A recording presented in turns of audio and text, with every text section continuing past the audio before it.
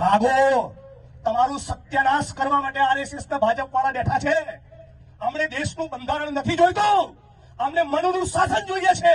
અને આ લોકો લખી ચૂક્યા છે કે ડોક્ટર બાબા સાહેબ આંબેડકરના બંધારણને દરિયામાં ફેંકી દો, આવું લખ્યું છે. એવું લખ્યું છે ડોક્ટર બાબા સાહેબ આંબેડકરના બંધારણના બદલે મનુસ્મૃતિને લાગુ કરો, એવું લખ્યું છે. હજી એક પણ ઓબીસી, એક પણ ડીએનટી, એક પણ આદિવાસી કે દલિતનો વોટ ભાજપમાં પડે એનો મતલબ એમ કે આપણે ઉભા ઉભા પોતાના પગ ઉપર કુહાડીના ઘા ઉપર ઘા મારીએ છીએ.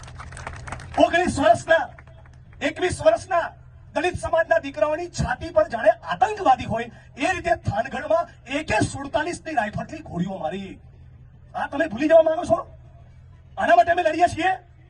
તમારા પરિવારની એક બેન દીકરી માતાને તૈયાર કરો, તમારા પરિવારના વડીલોને તૈયાર કરો, એક એવી દલિતોની યુવા પેઢી તૈયાર કરો, એક એવી ઓબીસી આદિવાસીની પેઢી તૈયાર કરો કે જિંદગી આરએસએસની શાખામાં પગ ના મૂકે અને મરી જાય, માથું આપી દે, પણ ભાજપને વોટ ના આપે. એક એવી જનરેશન તમે તૈયાર કરો, એ તમને કહેવાય.